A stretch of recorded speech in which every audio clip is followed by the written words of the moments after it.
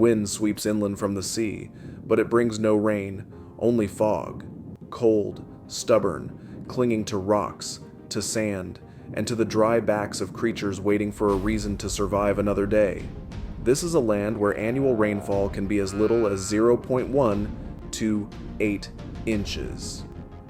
Daytime temperatures can soar past 113 degrees Fahrenheit, only to plunge near freezing within hours. No shade, no stable seasons, no dependable water.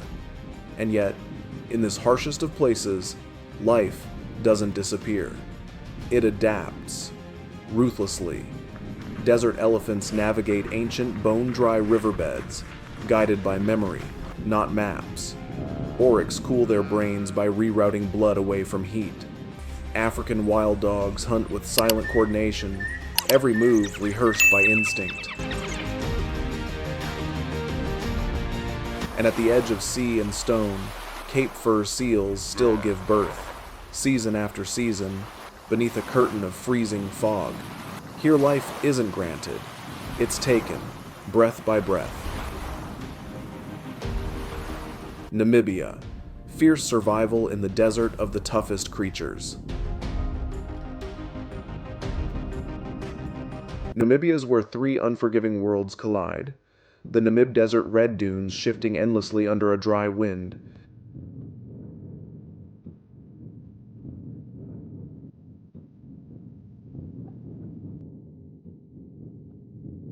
The Etosha Pan, a flat blinding salt pan, once a vast freshwater lake.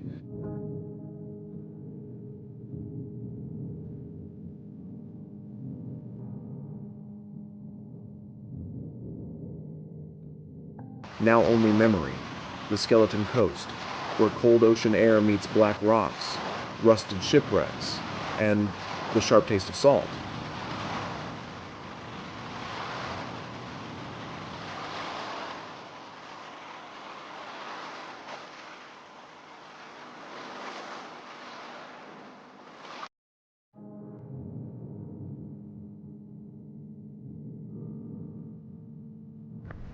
No steady rainy season, no year-round rivers, no trees for shelter. Any animal that wants to survive here has to find a way on its own.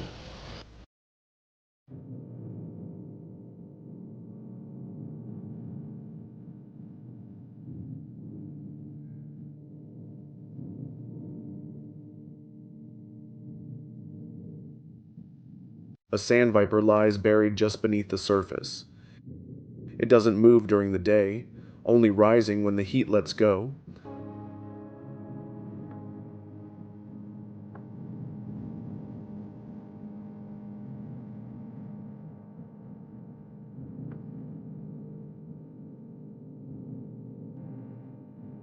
A lizard sprints on its hind legs to keep its feet from burning.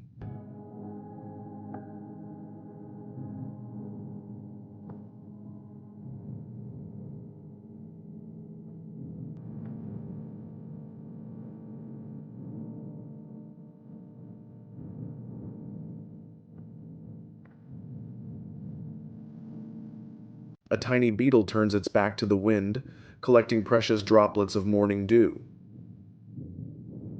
Its only source of water. They don't outrun predators. They don't overpower the heat. They just do the right thing at the right time. And somehow, that's enough to stay alive.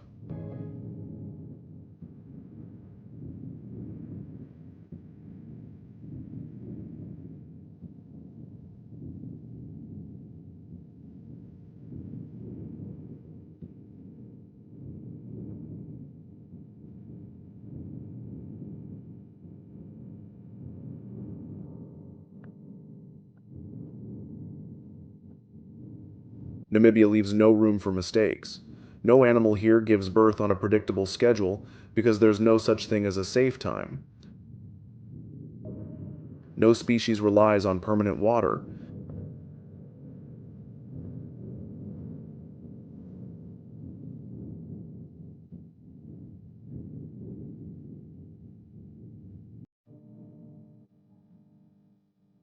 Because here, water might vanish for years. No creature survives by luck alone. Only those who've adapted.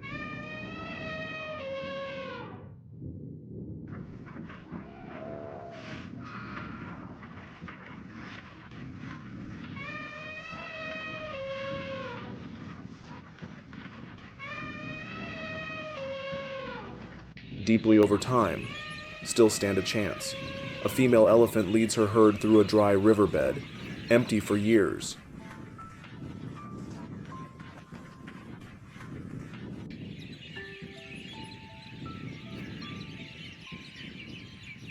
She sees no water, but she remembers where it once flowed. Her memory is a map, carved from survival.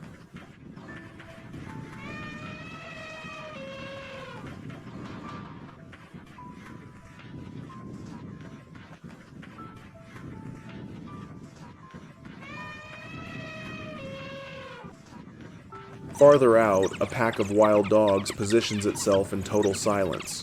No growling, no signals.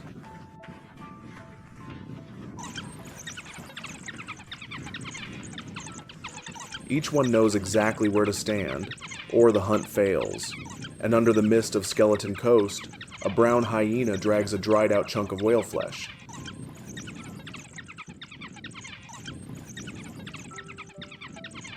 It didn't kill, but it found what's left, and that's why it lives longer than most.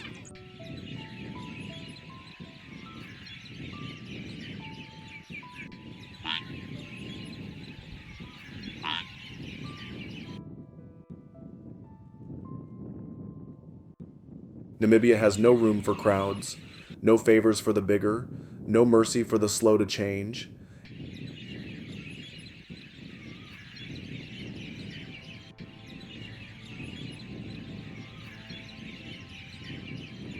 Any species still alive here is living proof that survival isn't about being the strongest. It's about knowing when to change.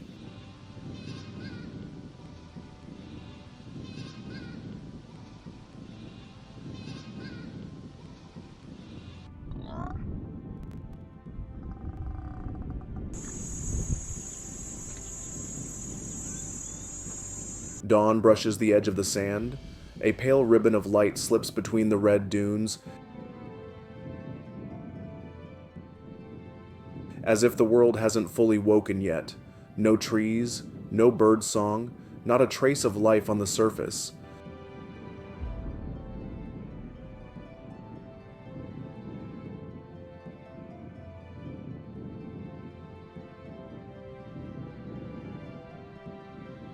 But that's only what's above the sand.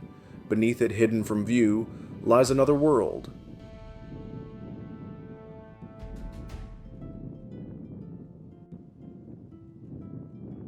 A world where creatures don't need shade or speed, just a thin layer of sand and perfect timing.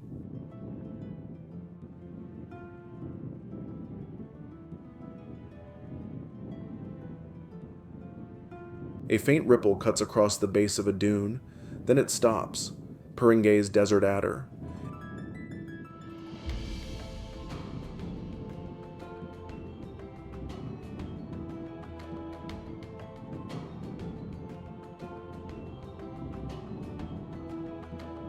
Its body is slim, almost translucent, blending perfectly with the sand.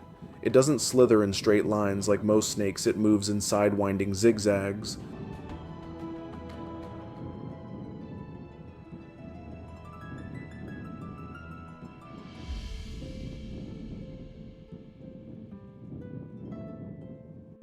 Lifting parts of its body off the ground to reduce contact, leaving faint tracks like wind marks.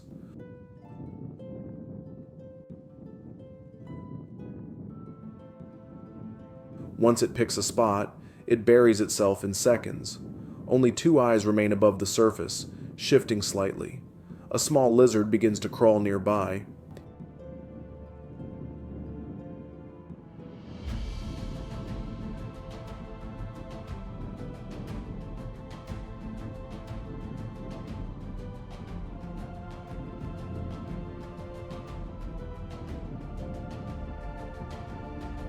The snake feels them through the sand and freezes. But something's off. The lizard pauses.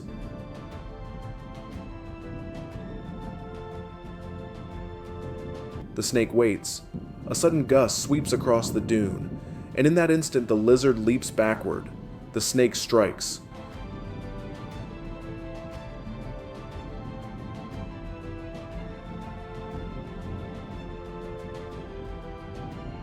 And the waiting begins again. It could take minutes or hours.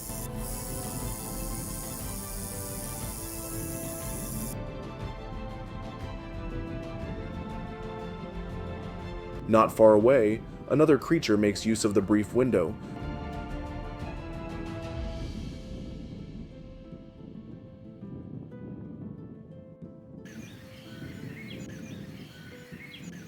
In a lower basin, light catches on smooth metallic scales. Shovel-snouted lizard, long back legs, short body. It runs on 2 feet like a tiny sprinter leaping across obstacles.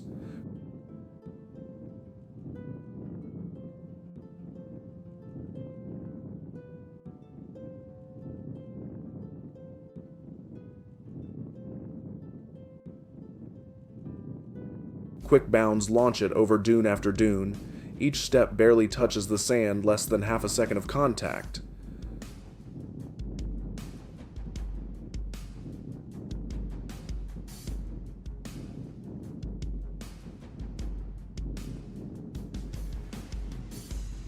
The ground's too hot to linger. Up ahead, a beetle drags a dry husk toward its burrow. The lizard lowers its body and stalks, then pounces.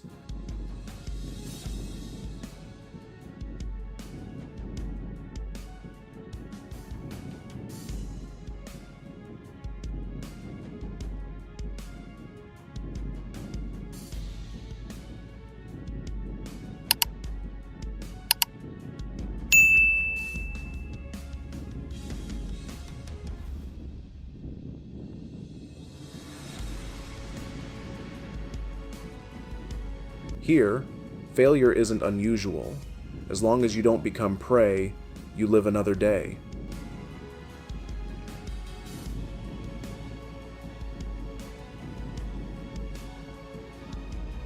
The wind shifts, the sun crests a tall dune, heat rises fast, the Toktaki beetle is already underground, the snake sinks again beneath soft sand.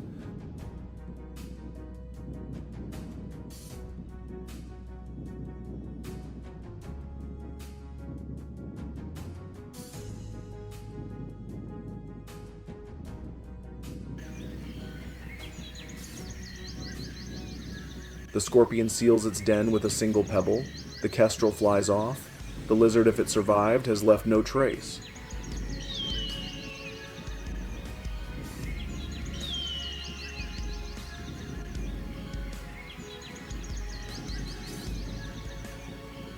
The desert floor returns to stillness, empty, silent, as if nothing ever happened.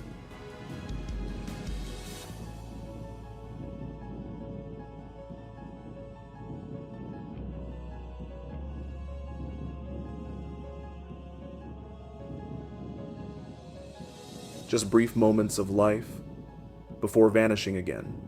The Namib Desert, where silence isn't emptiness, it's survival, where staying too long is a death sentence.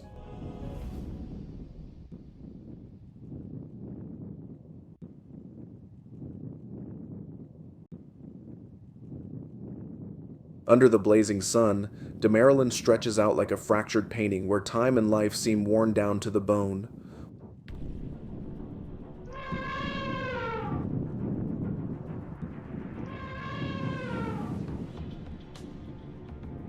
Once, rivers flowed here, rain came, winds carried seasons, and plants whispered beneath the cold breeze.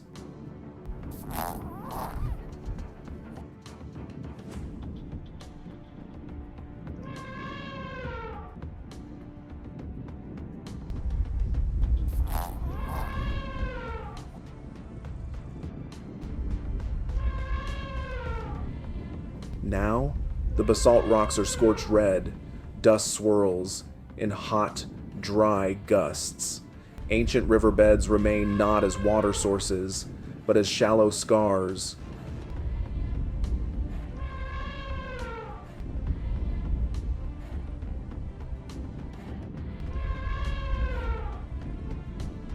Remembered only by the few creatures tough enough to still be alive. Among them, the desert elephants. A herd appears on the horizon.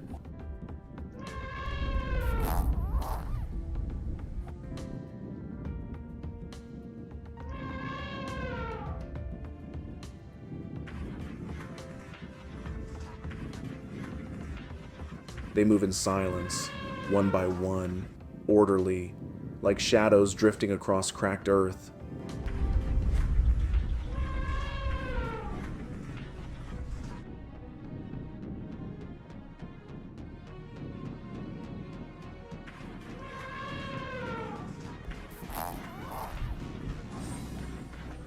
They're not walking because they're hungry. They walk because memory tells them somewhere ahead.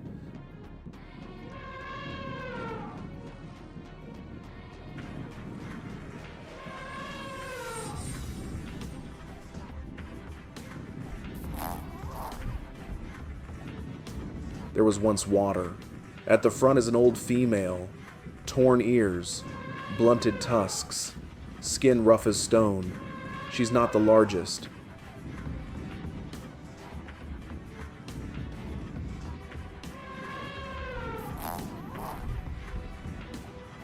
But every elephant follows her. No signals, no commands. In this land, memory is the highest authority.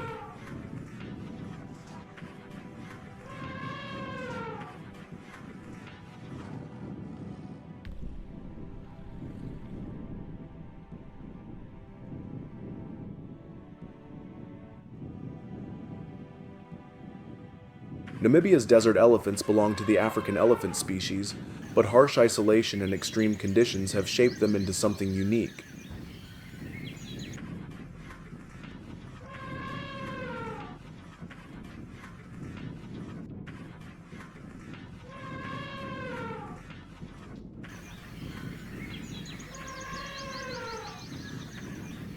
Their bodies are smaller, to conserve energy over long distances.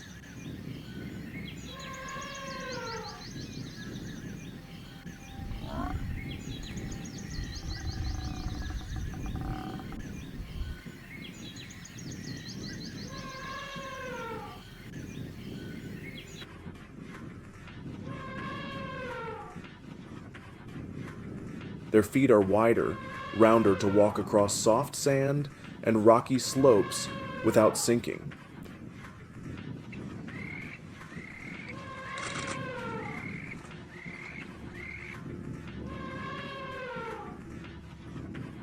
Their ears are larger and thinner, filled with dense blood vessels that act like built-in radiators.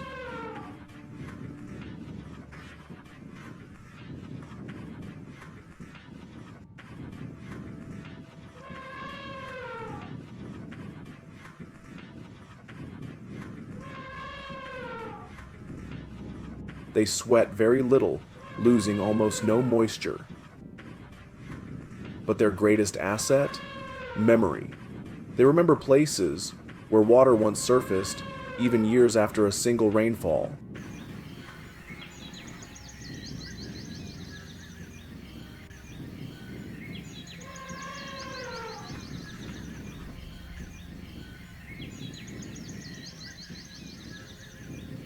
In a land where maps show nothing but emptiness, memory becomes an inherited instinct passed down through generations.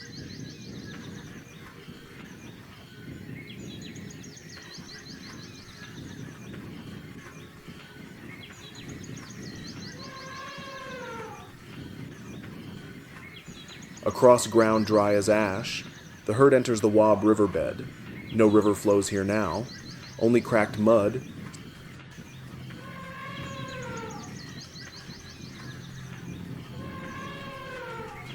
scattered rock, and tufts of yellowed grass.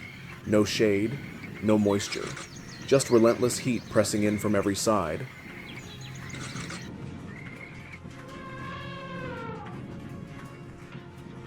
The smaller elephants begin to slow down. No one panics.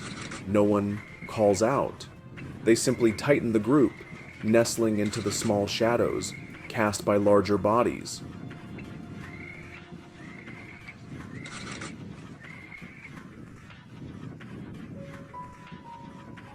A typical behavior under extreme conditions. Pool resources, protect the group, leave no one behind, but don't wait too long.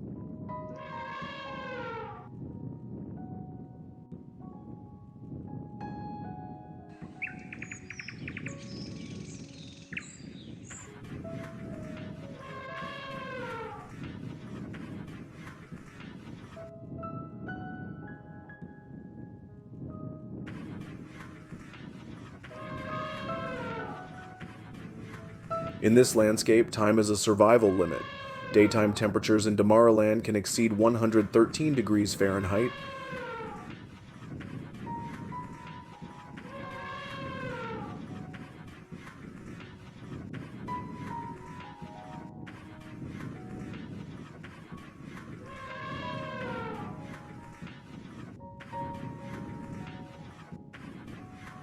Then drop below 50 degrees Fahrenheit at night. Every delay increases the risk of heat stroke, dehydration, or falling behind. They can't stop for long, but they can't walk blindly either.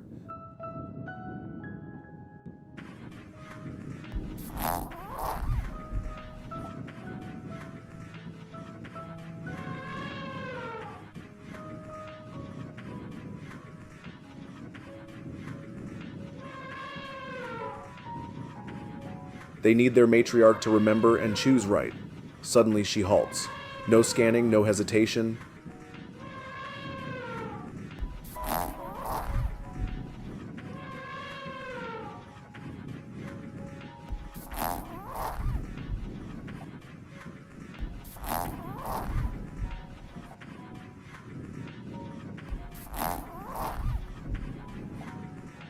She tilts her head slightly and scrapes the ground with her tusk.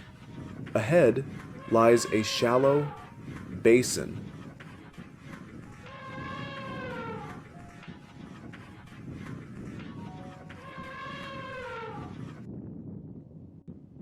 No different than the dozens they've passed, but she senses something else.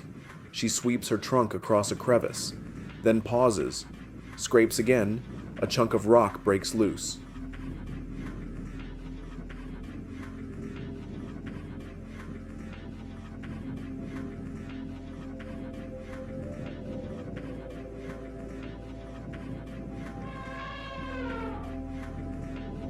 Another elephant steps forward, presses its foot down, and then a trickle, water slowly seeping from the earth. Not much, but real.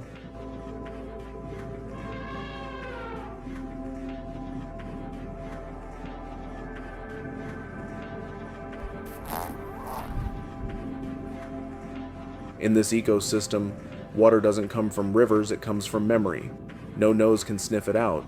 Only experience can recall where it once existed.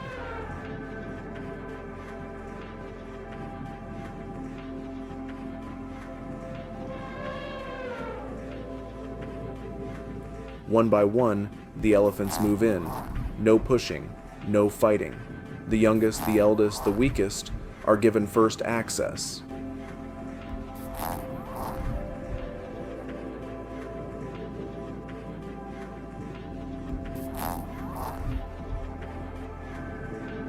Not out of kindness, but strategy. This herd has learned that its strength depends on the survival of its most vulnerable members.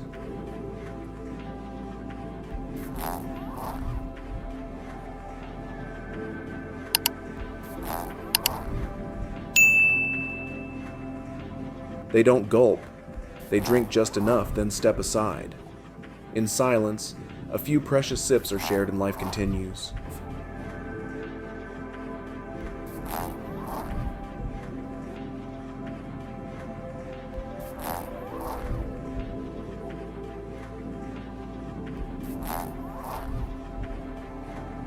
Elephants don't just survive for themselves. Each waterhole they dig leaves behind a mark, a lifeline that guides other animals.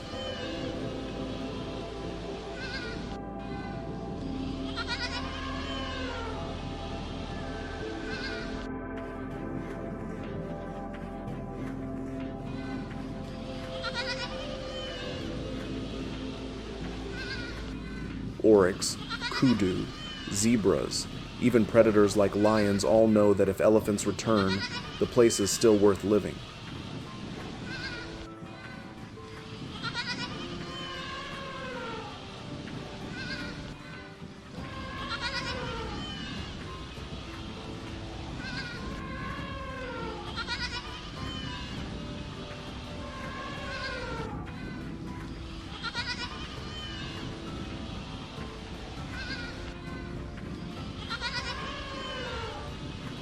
Each pause marks another memory, each drop of water another day of survival, and every departure leaves a lesson, carved deeper into the collective mind of the herd.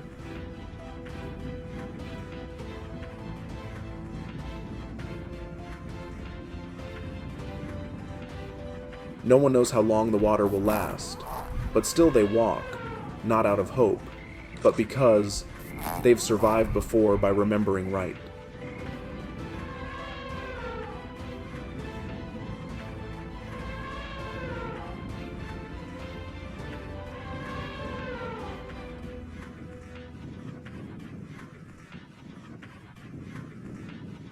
At midday, the light casts no shadows.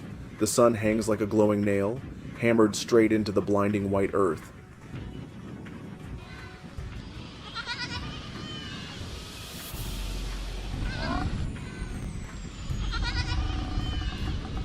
This is Etosha Pan, a vast salt flat, where evaporation outpaces any river that dares approach. A dry sea of salt, flat, endless, silent. There's no cover here, no tall trees, no shade.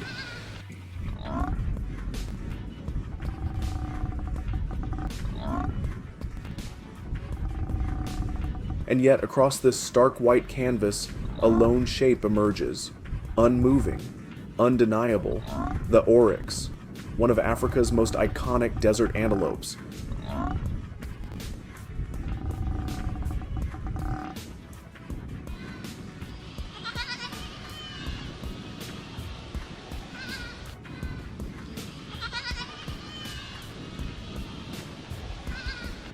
It stands motionless beneath the sun, not eating, not panting, not twitching, just standing like a statue carved from stone.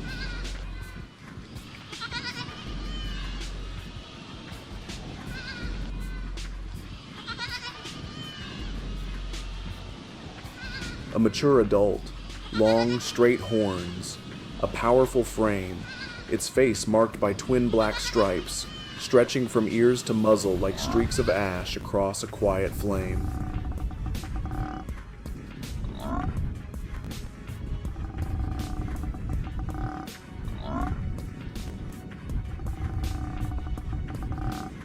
Oryx don't run at noon.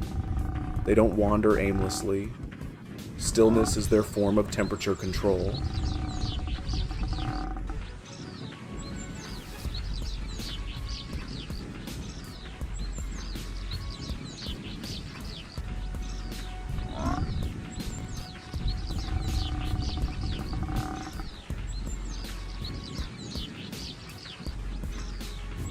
The oryx is a masterpiece of desert adaptation.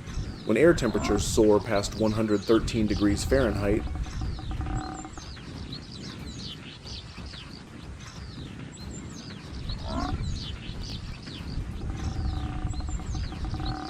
it raises its own body temperature, closing the gap with the environment, minimizing heat absorption. But not every organ can tolerate that kind of heat.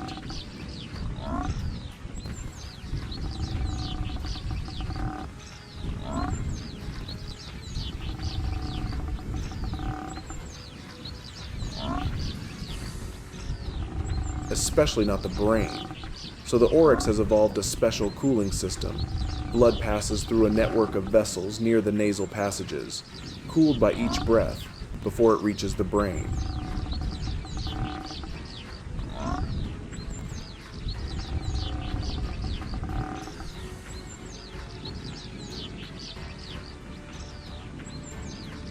From a distance, another pair of eyes is watching. A young female lion alone. She hasn't eaten in 2 days, and Etosha offers little forgiveness.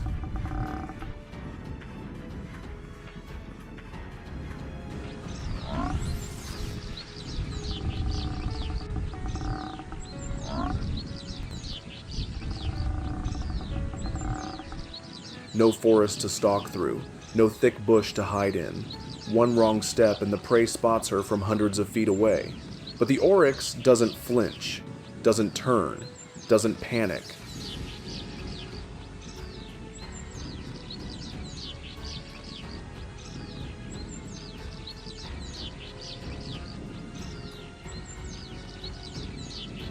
The lion creeps closer, belly to the ground.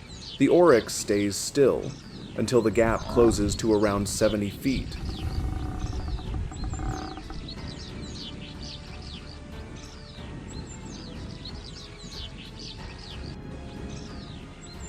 Then, slowly, it turns. No retreat, no rush. Just two long, deadly horns now pointed straight at the lion.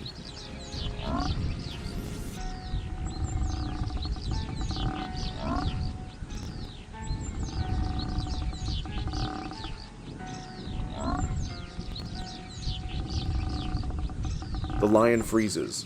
There's no cover, no backup. She hesitates.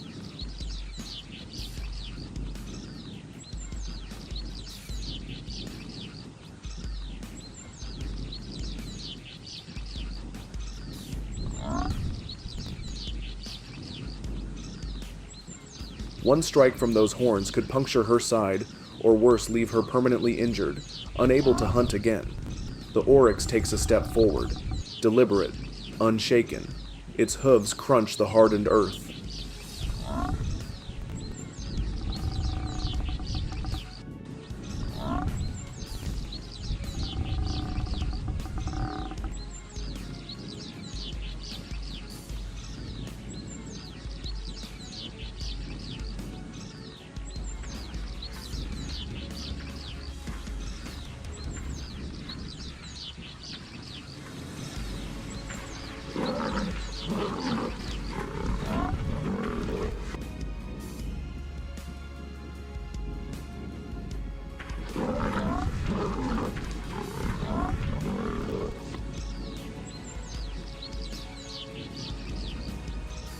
As the sun begins to dip, the heat finally fades.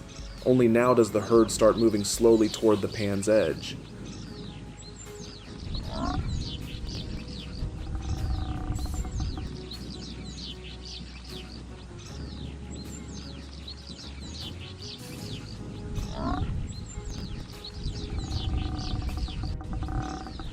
The salt flat reflects a faint purple hue from the sky. Cool winds drift across the basin, but the oryx don't rush. They walk steadily.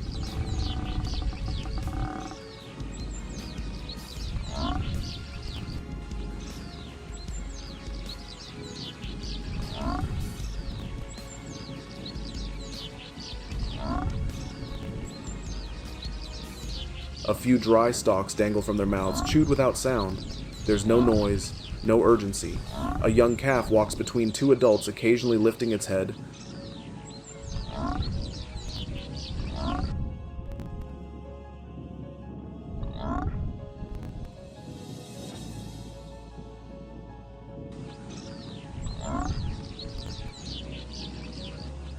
Learning when to stop, to listen, to feel the wind. They settle near a spiny bush, not to eat, but to sleep beside.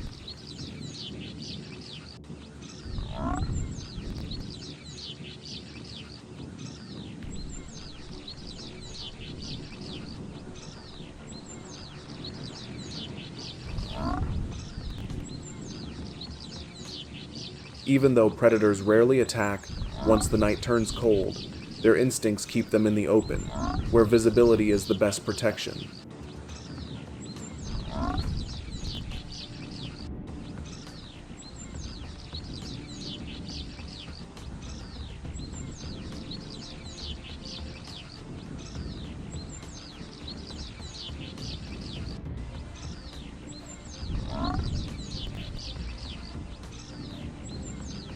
No nests, no dens, just flat ground, and a shared breath of vigilance.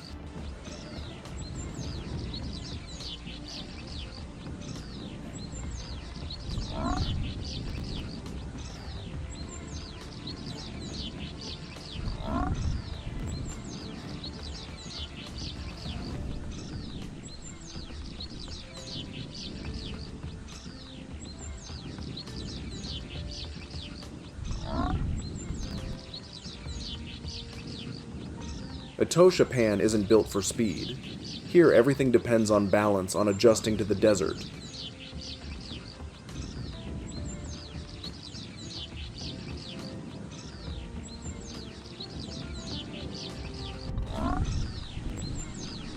Not fighting it. And the oryx is the perfect example. It survives without drinking, preserves energy by barely moving.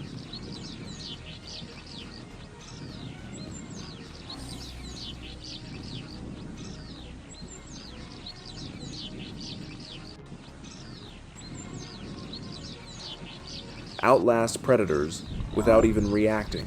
It doesn't need to win. It just needs to not lose.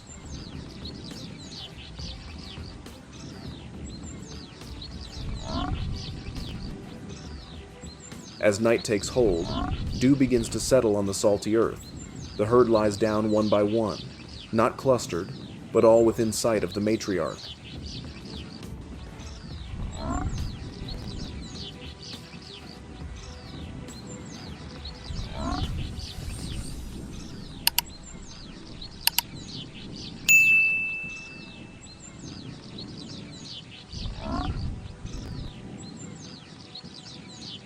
A pale blue glow drapes across the horizon. Etosha returns to silence, and the oryx remain not dreaming,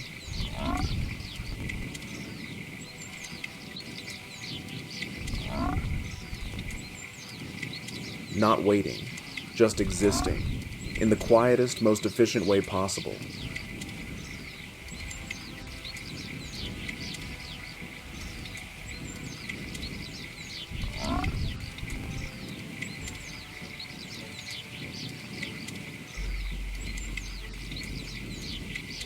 There's no clear border between Etosha and Damaraland, only a fading line where the dry plains slowly surrender to desert.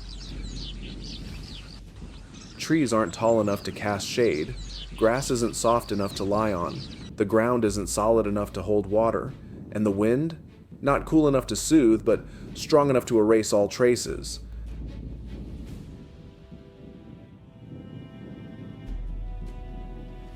There's not much here, but it's the perfect place for a unique survival strategy.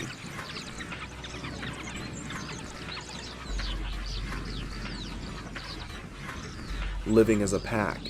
Amid scorched grass and thorny brush, they appear African wild dogs.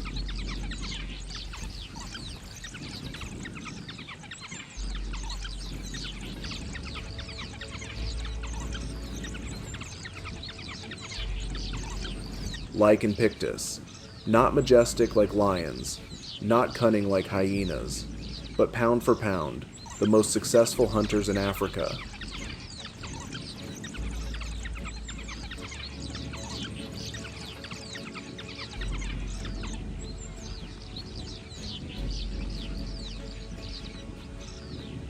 Their success rate can reach 80% per hunt, nearly double that of lions.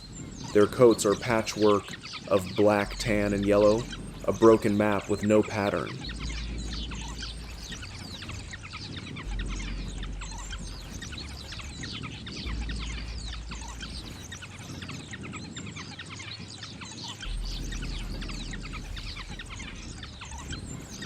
This chaotic coloring becomes camouflage among dead grass and shadowed stone. Their large, round ears aren't just for cooling, they're signal receivers, radar dishes tuned to every rustle and movement in the wind.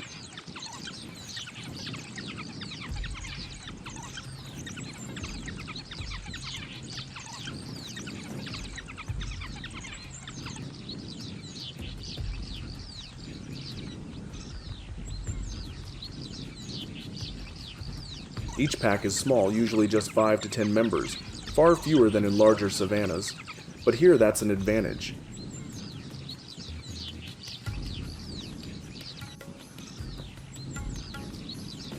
In this semi-arid zone, prey is scarce, and each hunt can stretch across 10 to 20 miles a day.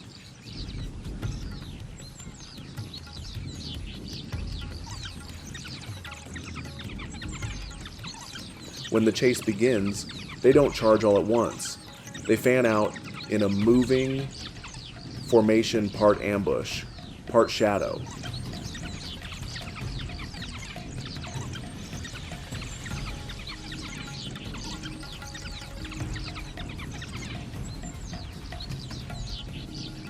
No barks, no signals, just subtle shifts in speed or direction, and the pack adjusts instantly.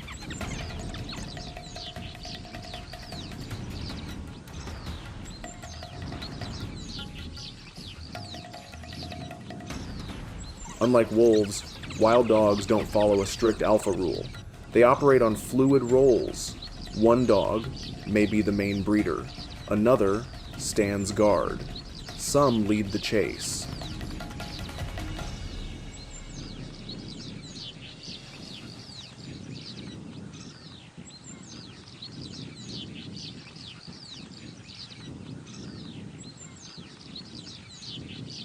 Others stay back to protect the young. These roles shift with the moment and with each dog's condition.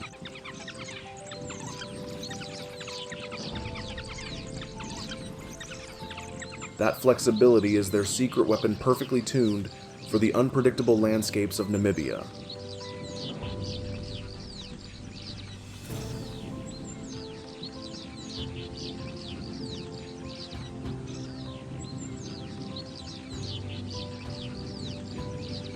When a target breaks away, especially an impala or springbok, the real pursuit begins.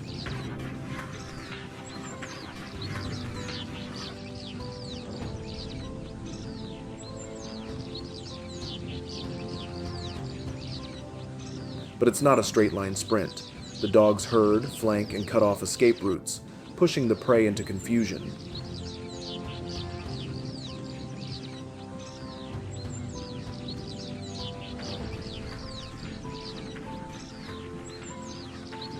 They run steady and fast, not top speed, but consistent.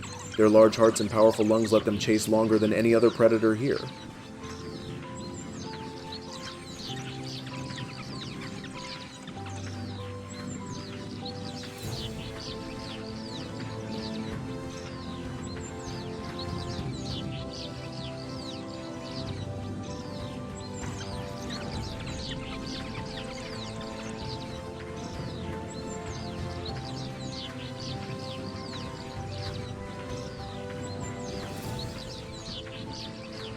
Once the prey begins to tire, the dogs don't need to sprint. They just maintain pressure, always ahead of the panic.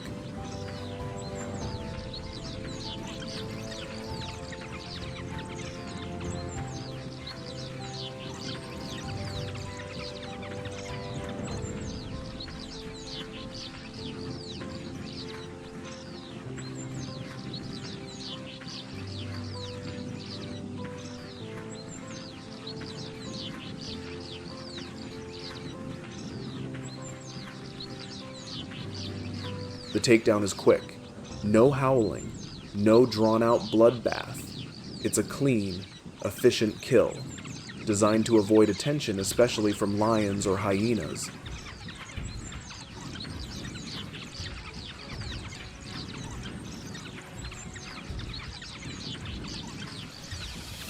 Because in this landscape, a few seconds of delay can cost them the meal, or worse, cause injury.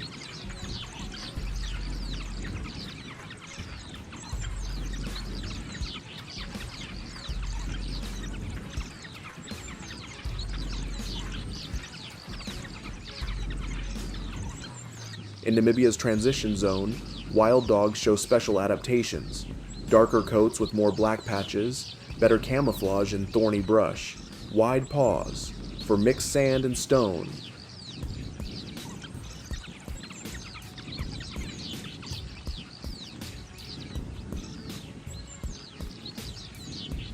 and better heat release, large livers, and strong immune systems, allowing them to digest spoiled meat if needed. Ear-based cooling, letting them chase longer in the dry, searing heat.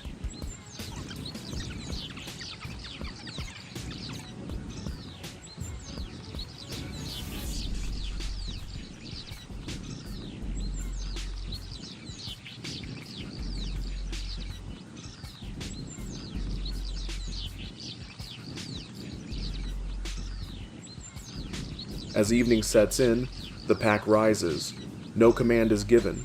Just one dog takes a step. The rest follow. No one knows what the night will bring.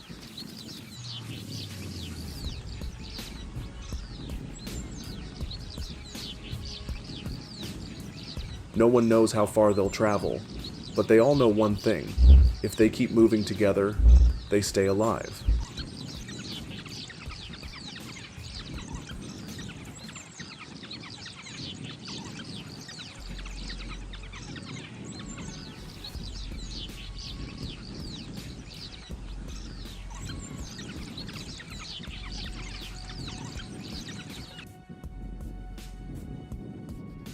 A coastline wrapped in fog.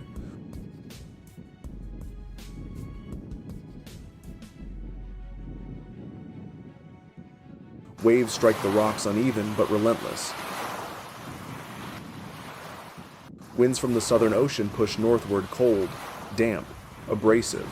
No cliffs for shelter, no coves to hide in, just black rock, gray sand, and the thick, inescapable scent of salt. This is the Skeleton Coast, where death and life walk side by side on the same cold stone. Amid the bleak silence,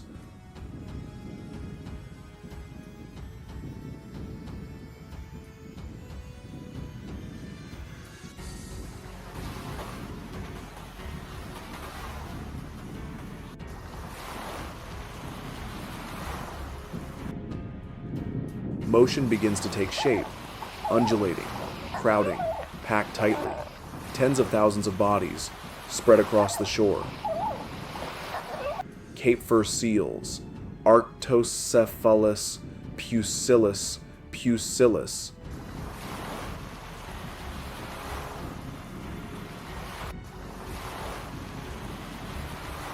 Breeding season begins around November and lasts until late December. Seabirds circle overhead. Sharks glide just offshore, and in between a glistening sea of dark fur. Thousands of seals, most about to give birth at nearly the same time. No courtship rituals, no complex hierarchy like lions. Large males claim beach sections, waiting for females to approach. When a female lies down, it's a signal. No loud calls, no visible cues. Birth happens quietly, right in the crowd. One female rolls onto her side. Her belly spasms gently. Minutes later, a small black pup appears, wet, velvety, and breathing. Newborns emit a distinctive call unique to each individual. Within hours, they learn to recognize their mother's voice and the scent of her skin amid thousands of others. The mothers, in turn, remember their pup's exact vocal frequency. It's a biological ID system, crucial for survival when the beach becomes an echo chamber.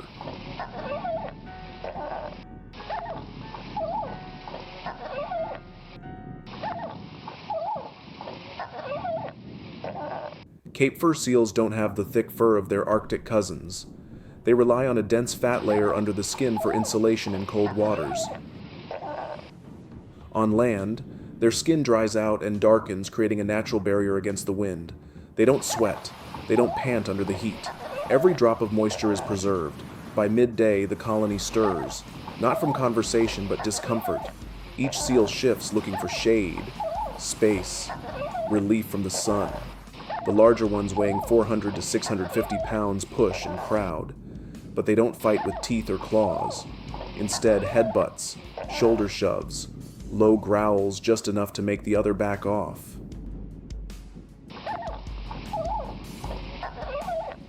By late season, the males begin to withdraw, heading back to deeper waters. The females stay behind, raising pups for a few more months, until the young can hunt on their own. Then, the colony disperses, each seal carried by the currents, until next season brings them back, to the exact beach where they were born.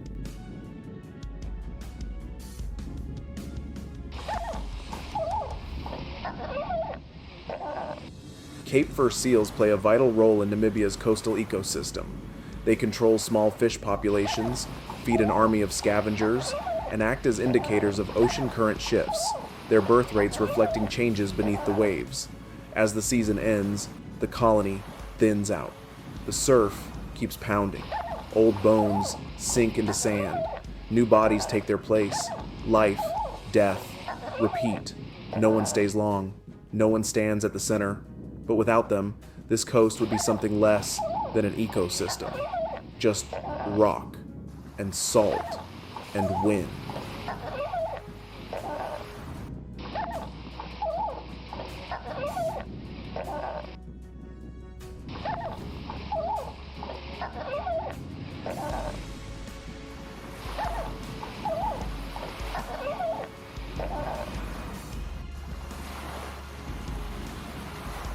Thank you for staying with us until the very end of this journey. Wild Expeditions is honored to have brought you closer to a land where instinct is survival and silence is full of meaning.